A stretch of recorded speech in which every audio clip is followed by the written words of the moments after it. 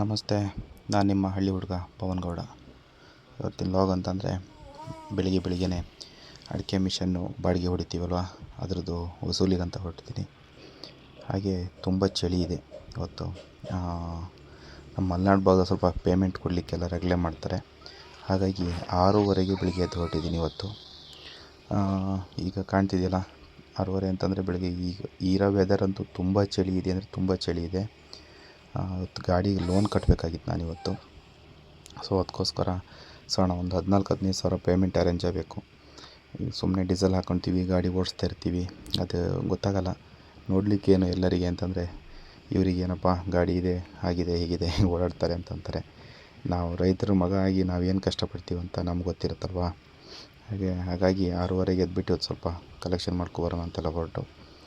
ಆದರೂ ತುಂಬ payment full collection ಆಗಿಲ್ಲ. ಹೇಗಾದರೂ ಮಾಡಿ ಇವತ್ತು ಲೋನ್ ಹಾಕಲೇಬೇಕು. ನೋಡೋಣ ಬನ್ನಿ.